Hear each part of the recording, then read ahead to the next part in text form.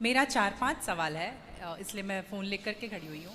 मेरा पहला सवाल ये है गुरुजी की मम्मी जैसे जित्या करती है, हम लोग 3 भाई बहन हैं, 2 बहनें हैं, 1 भाई, और मेरे घर में एक छोटा सा कुत्ता भी है। तो वो गुरुजी भाई बहन के समान ही है, समझ लीजिए। मतलब मम्मी हम लोगों के कंपैरिजन में उसको ज़्यादा प्यार करती है। मोस्ट ऑफ द टाइम उसके पीछे ही मम्मी का जाता है। तो जब मम्मी जित्या करती है तो कहते हैं सबको पहनाती हो वो बद्धी जित्या वाला, तो क्या हम उसको भी पहना सकते हैं? क्या पहनाती हैं? वो जित्या जो पहनते हैं ना, अभी जित्या वाला जो पर्व था कुछ दिन पहले। हाँ हाँ, या देखो नहीं पहनाना चाहिए?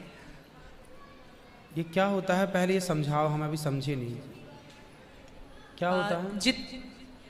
भाषा मिसमैच मैं हो रही है। बताती हूँ। जैसे पति के लिए तीज किया जाता है, करवा चौथ किया जाता हाँ। है, ठीक उसी प्रकार से बच्चों के लिए जित्या का पर्व किया जाता है। हमारे यहाँ उसे संतान सप्तमी कहते हैं। शायद, मुझे इसका ज्ञान नहीं है।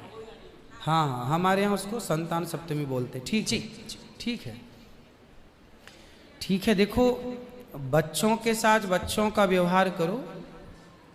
जीव मात्र से प्रेम करना बुरा नहीं है। सबसे प्रेम करो, सबको रोटी दो, सबको प्यार करो, सबको दुलार करो। प्यार दुलार करने में कोई बुराई नहीं, पर हर चीज की मर्यादाएं हैं। आप जितना प्यार अपने पति से करती हैं, आप उतना प्यार, उस तरह का प्यार पर पुरुष से करेंगे तो ये मर्यादा के खिलाफ है। जी। मतलब प्यार, अब कहेंगे नहीं जी जैसा हम अपने पति से करते हैं वैसे तुमसे भी करेंगे, वो अमर्यादित हो जाएगा। उसी तरह हम गाय से जो व्यवहार कर सकते हैं वो कुत्ते से नहीं कर सकते। तो हर चीज की एक मर्यादा है। कुत्ते को देहली के बाहर रखा जाता है, घर के अंदर नहीं। बट वो तो हमेशा घर में ही रहता है। वो आपकी अज्ञानतावश है। तो कुत्ता जहां जहां अपने पांव रख देता है, कुत्ता जहां जहां होता है, वो अशुद्ध हो जाती है जगह। कुत्ता के स्पर्श से अशुद्धि आती है। तो इसलिए कुत्ता को रोटी खिलाने का विधान तो है। कुत्ते को आवश्यकता है तो आप उसकी दवाई भी कराइए, है ना। अनायास उसे छूने का विधान नहीं है। तो फिर गुरुजी उसको घर से बाहर कर दें? बाहर क्या, कुत्ते घर के अंदर रहे कब? आज के जमाने में फैशन का जमाना, तो लग्जरी गाड़ियों में घूम रहे हैं कुत्ते। गाय है आपके घर में?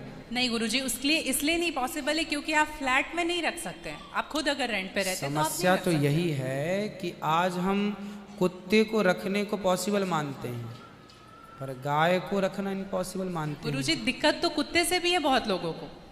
हाँ। लॉजिकली देखा जाए, अगर उसको हम बाहर लेकर के जाते हैं शौच के लिए तो उससे भी दिक्कत है, लेकिन कुत्ते में मैनेज हो जाता है क्योंकि हम बाहर लेके जाते हैं।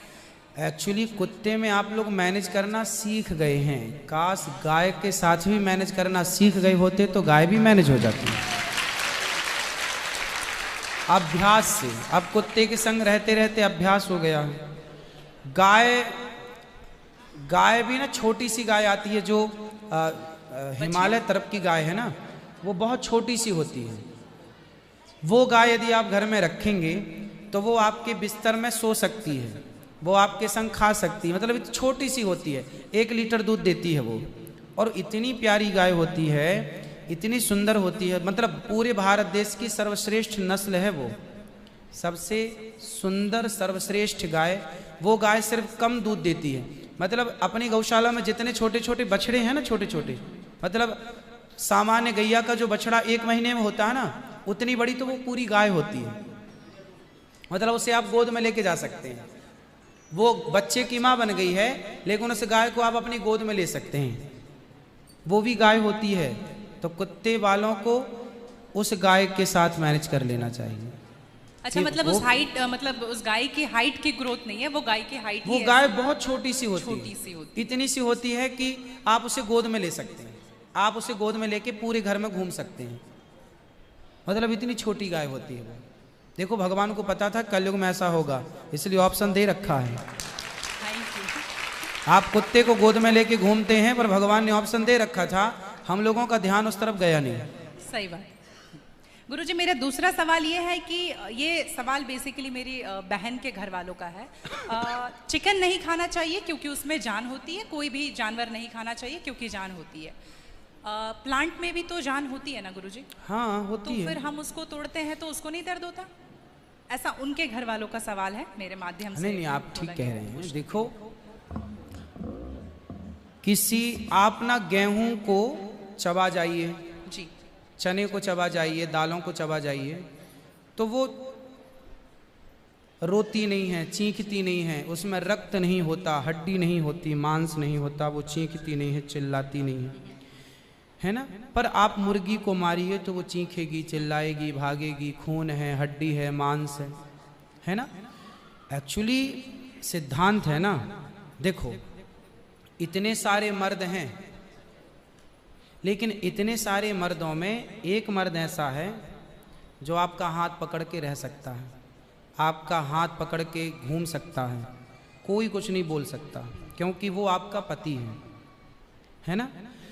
समाज ने आपको इजाजत दे दी, आपकी मांग भर गई, मंगलसूत्र आ गया, अब समाज ने स्वीकार कर लिया कि ये मर्द, ये पुरुष अब आपका पति है। अब आपको दूसरे पुरुषों के साथ देखा गया तो आप अच्छे नहीं माने जाएंगे। तो जैसे समाज ने एक पुरुष के संग, एक स्त्री के संग इजाजत दे दी, शास्त्र ने इजाजत दे दी कि आप इसके साथ रह सकते, ये लीगल है, उसी तरह आपको गेहूं, चावल, अंकुरित अनाज चीजें, दाल, चावल, सब्जी, रोटी खाना लीगल, वेद ने आज्ञा दे दी, ये खा सकते हैं, मांस के लिए आज्ञा नहीं दी। पतिव्रता नारी पराये मर्द के संग, पराये पुरुष के संग घूमेगी तो समाज उसे ठीक नहीं कहेगी।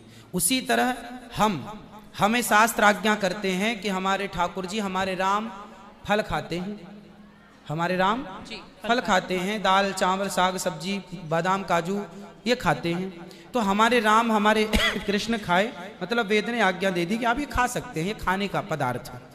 मांस शेर के लिए है, बिल्ली के लिए है, कुत्ता के लिए। क्या आप कुत्ता हैं? क्या आप बिल्ली हैं? क्या आप शेर हैं? क्या आप चीता हैं? नहीं। फिर जब हम मनुष्य हैं तो मनुष्यवत व्यवहार करें जी।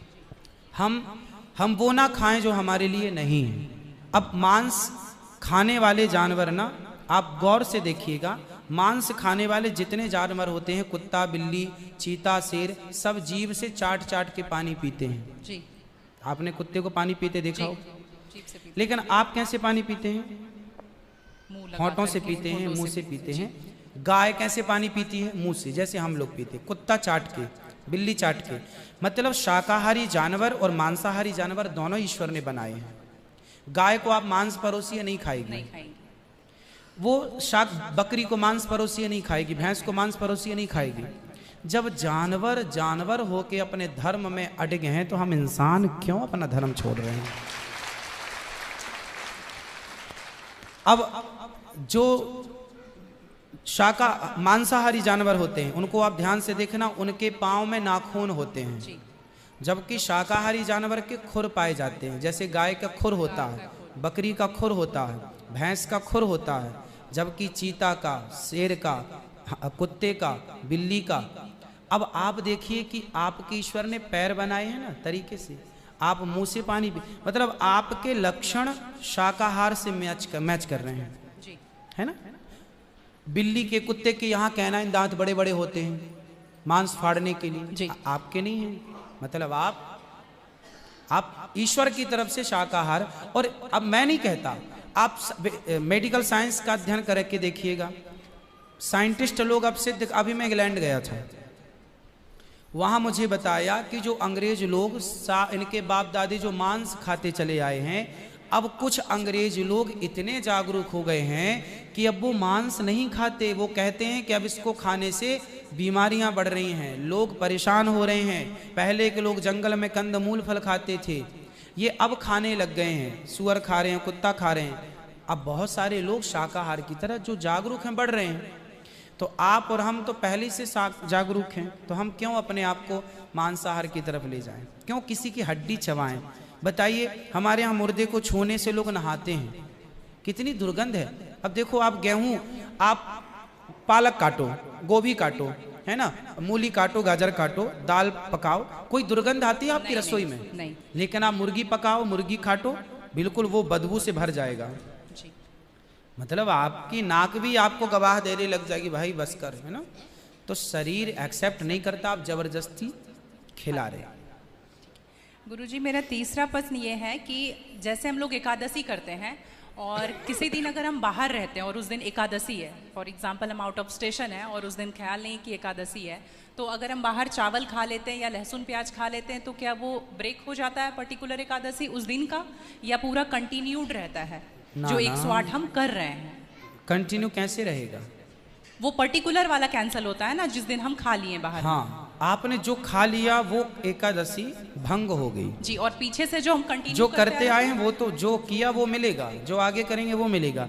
पर हमें इस बात का ध्यान रखना चाहिए। यदि आपने एक बार खा लिया, एकादशी के दिन कोई ने धोखे से कुछ खा लिया, चावल खा लिया, रोटी खा ली, बिस्किट खा लिया, तो भगवान से क्षमा मांगनी चाहिए, प्रभु अज्ञानवश हुआ, हमें क्षमा कीजिए। और फिर उतने को ही फलाहार मान लेना चाहिए, फिर कुछ नहीं खाना चाहिए। जैसे आज आपने धोखे से चावल खाया, आपने खाया ही एक कौर, तभी याद आया आज तो एकादशी।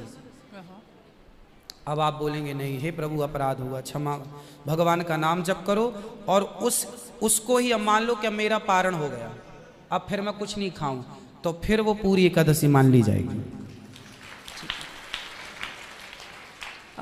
गुरुजी, मेरा चौथा सवाल ये है कि आप कहते हैं दारू पीना पाप है, चिकन खाना पाप है क्योंकि उसमें जान है। दारू में ऐसी कौन सी चीज मिली होती है कि उसको पीने से पाप हो जाता? अगर आप पी के कुछ गलत कर रहे हैं तो फिर गलत है लॉजिकली, तो फिर पाप क्यों? और अगर दारू में नशा चुकी होता है, अगर वो पाप है, तो फिर तो पुड़िया खाना, सिगरेट पीना, सारी चीजें पाप में आ जाएंगी। पाप अलग विषय है, अभी मैं समझा देता हूँ आपको। जब हमारा देश गुलाम था जी, तो एक अंग्रेज ने एक पंडित जी की कनपटी पे बंदूक रखी और अंग्रेज ने कहा, ये पंडित जी यहाँ हो, तुम बड़े पुजारी हो? हाँ पुजारी हूँ। हिंदू हो? हाँ। आज मैं तुम्हें गोली मारूंगा। पंडित जी बोले, क्यों मारोगे? बोले, आज 4 चीजें तुम्हारे सामने हैं। अंग्रेज ने 4 चीजें पंडित जी के सामने रखी। पहले, पराई स्त्री लाके रख दी, तुझे आज इसके संग रहना है। दूसरा, मांस रख दिया, आज तुझे मांस खाना है। और तीसरा, ढेर सारा सोना रख दिया। इतना सोना तो रोज भीख मांगता है ना, ले जा सोना। और चौथी, दारू रख दी, शराब। इन 4 में एक चीज तुझे लेनी पड़ेगी, नहीं लेगा तो गोली मारूंगा। बोल क्या लेता है? पंडित जी बोले, पराई औरत तो मैं नहीं देख सकता, मार दो गोली मुझे, पर मैं पराई स्त्री के, मेरी माँ बहन, मेरे संस्कार ऐसे हैं कि ये मेरी माँ बहन और बेटी है, ये मैं मर जाऊंगा पर चरित्र में दाग नहीं लगने दूंगा, तो ये स्त्री तो मैं नहीं ले सकता। अब मांस भी मेरे धर्म के खिलाफ है, आप गोली मार दो, मैं ब्राह्मण हूँ, मैं मर जाऊंगा पर ये धर्म नहीं छोड़ूंगा। और रहा ये सोना भी नहीं लूंगा, क्योंकि मैं भीख इसलिए बेईमानी करता तो भीख क्यों मांगता? मैं ईमानदारी से भीख मांग के खा सकता हूँ, बेईमानी का करोड़ों नहीं ले सकता, इसलिए सोना भी नहीं लूंगा। हाँ, पंडित जी को लगा ये तो पानी है, दारू शराब। उनको दारू पानी लगा, ये तो पानी है। पंडित जी को बेचारों को पता नहीं था कि दारू का क्या मजा है। अब उनको लगा ये पानी है, पिएंगे निकल जाएगी। पानी समझ के पंडित जी ने बोला कि चलो, गोली कनपटी में बंदूक रखा है, चलो पी लेते हैं, अभी निकल जाएगी शाम तक। पंडित जी ने दारू पी, और जब दारू पी ली तो दारू जब पी तो नशा चढ़ा। और जब नशा, शराब का जब नशा चढ़ता है तो इंसान नहीं रह जाता। जैसे स्त्रियों को, जिसको ऑपरेशन होता है ना जी, तो रीढ़ की हड्डी में डॉक्टर एक इंजेक्शन लगाते हैं स्पाइनल में, जिससे शून्य हो जाती है। वो अंग क्या हो जाता है? कोई भी ऑपरेशन में डॉक्टर आपको शून्य कर देता है। उसी तरह शराब आपके मस्तिष्क को, आपके सोचने विचारने की क्षमता को शून्य कर देती है, माइंड को शून्य कर देती है। आप ये निर्णय नहीं ले पाते कि क्या सही है और क्या गलत है। अब पंडित जी जब नशे में झूमने लगे तो वो उस स्त्री को छेड़ने लग गए, ए यहाँ जा, नशे में। तो यही तो प्रश्न था मेरा गुरुजी कि वो नशे में ऐसा कर रहे हैं तो गलत है। अगर जो बोलते हैं हम जेंटलमैन पैक पीते हैं, हम 2 पैक पीते हैं या 3 पीते हैं। अच्छा ये बताओ, नशे में करने लगे तो गए, वो नशा आया कहाँ से? शराब जहां पीने से का। आया वही तो गलत है। नहीं, तो गुरुजी- सारे फसाद की जड़ तो वही है। गुरुजी जब ज्यादा पी ले रहे हैं तो ऐसा हो रहा है, जो कम पी रहे हैं और ये कह रहे हैं कि कम पीने से ऐसा नहीं होता, आप ज्यादा कुछ भी हमारे यहाँ करोगे तो 5 महापाप गिनाए हैं शास्त्रों ने। जी 5 महापाप, उनमें से एक शराब है। शराब है, हाँ। शराब को महापाप इसलिए कहा गया है, ये बुद्धि भ्रष्ट, शराब पीने वाली की बुद्धि सात्विक नहीं हो सकती। आप शराब पीजिए, आप शराब पीने वाला व्यक्ति आध्यात्मिक नहीं हो सकता। जो ईश्वर से कनेक्टिविटी है, जो हम आध्यात्म जगत की बात करते हैं, देखो आप शराब पीने के शराब लोग क्यों पीते हैं? शराब कौन पीता है? समाज में 2 किस्म के लोग होते हैं। एक वो होते हैं, जैसे मैं सात्विक हूं, आप सात्विक हैं, आप चाहते हैं कि मैं भजन करूं भगवान का, ज़्यादा हाय हाय नहीं, शांत खुश भगवान के चिंतन में। एक तो इस प्रकार का आदमी है भगवत चिंतन में, वो ज़्यादा खाता भी नहीं। एक आदमी कैसा है जो विषय भोगी है। शराब शरीर को गर्म करती है, शराब शरीर को गर्मी पहुंचाती है। और जो व्यक्ति भोगी होता है, जिसे भोगों को भोगना है, वो लोग शराब का उपयोग करते हैं अपने भोगों की क्षमता को बढ़ाने के लिए। अब जिसे भोग भोगना है वो तो अपनी क्षमता भोगों की बढ़ाए और शराब पिए, परंतु जिसे भगवत प्राप्ति करना हो, ईश्वर से नेह करना हो, मन लगाना हो, संत लोग 1 टाइम भोजन करते हैं, 2 टाइम नहीं खाते। बोले शरीर को केवल जिंदा रखना है, ज्यादा खिलाएंगे तो शरीर फिर हानिकारक है, मन भटकेगा। इसलिए यदि आपके अंदर ईश्वर की प्राप्ति की साधना है तो आपका आहार विहार शुद्ध अपने आप हो जाएगा। और मन में यदि कामना है तो फिर लोग तो चरस भी पीते हैं, अफीम भी लेते हैं। ये सब चरस अफीम क्या करती हैं? शरीर को उत्तेजित करती हैं। ये सब शरीर को उत्तेजित करने वाले पदार्थ हैं। तो बाकी जितने भी नशा वाली चीज हैं, हाँ। गुटखा, खैनी, दारू जो भी हैं, ये सारे फिर उतने ही इक्विवेलेंटली सब नुकसानदायक है। खैनी से कैंसर होता है, सिगरेट से लंग्स खराब होते हैं। गुल से क्या होता है गुरुजी? किससे? गुल जो करते हैं, गुल क्या होता वो है? पाउडर एक होता है ना? नहीं वो मैं जानता नहीं। चरस अफीम क्या कहते हैं? क्या है बट? ड्रग्स? नहीं, वो ड्रग्स नहीं होता, डब्बे में आता है गुल। नहीं, वो गांव के लोग को मैंने देखा करते हुए। हाँ, तंबाकू चूना? नहीं वो मैं उसके बारे में पहली बार सुन रहा हूँ, अब रिसर्च करना पड़ेगा वो चीज क्या है। मतलब कुछ भी नशीला पदार्थ देखो गलत है, सब गलत है, सब गलत। शराब कौन सी सही है? सिगरेट कोई पिए तो कौन सा समझदार है? आप खैनी खाएं, गुटखा खाएं, अब कौन सही? इसे कौन कहे? मूर्ख ही सही कहेगा, खाने वाला ही सही कह सकता है। तो मतलब सब इक्वली उतना ही पाप है। पाप पुण्य अलग विषय हो गया। नहीं गुरुजी, आप कहते हैं कि शराब को पाप माना गया है, ये सारी चीज पाप के अंतर्गत है। अब सेहत खराब हो ही जाएगी। शराब के नशे को पाप माना गया है, बाकी चीजें गलत हैं। ठीक है। महापाप में शराब को लिया गया है, बाकी चीजों को गलत। सही कैसे हो सकती है खैनी और सिगरेट और बाकी चीजें? महापाप में शराब को गिना। देखो एक होता है महापाप, एक होता है पाप जी। महापाप 5 प्रकार के हैं, पाप अनेक प्रकार के हैं। तो पाप है, गलत है, ये सब चीजें गलत हैं। शराब महापाप है। आगे ठीक है गुरुजी, मेरा लास्ट प्रश्न आपके माध्यम से ये बुलवाना है। बहुत सारे लोग खच्चर पर जाते हैं केदारनाथ, और वैष्णो देवी भी जाते हैं खच्चर पे। अगर आप देख रहे हैं तो अभी रिसेंट का वीडियोस देखे होंगे, तो उनको चरस पिला करके लेकर के लोग जा रहे हैं। किसको? खच्चर को जी। एक नाक बंद करके एक नाक से पिला रहे हैं, और आपको यहाँ पे बहुत सारे लोग एडमायर करते हैं, इवन 11 मिलियन लोग एडमायर करते हैं। अगर आप ये बोल देंगे कि आप धाम जाते हो तो जाओ, लेकिन पैदल जाओ, इनका प्रयोग मत करो, तो मेरे लिए बहुत अच्छा होगा, क्योंकि हम बहुत ज़्यादा ही एनिमल लवर हैं। तो ये देख करके लगा था मुझे कि कभी आऊंगी यहाँ तो आपके माध्यम से। इसलिए पहले के लोग जब तीर्थ यात्रा पर वहाँ केदारनाथ बद्रीनाथ जाते थे तो इस उद्देश्य से जाते थे कि अब वापस नहीं आना। पहले के लोग जाते थे इस उद्देश्य से कि अब वापस नहीं आना, वहीं भगवत धाम में चले जाएंगे। आजकल इसलिए आज के जमाने में तीर्थ इत्यादि जवानी में ही कर लो।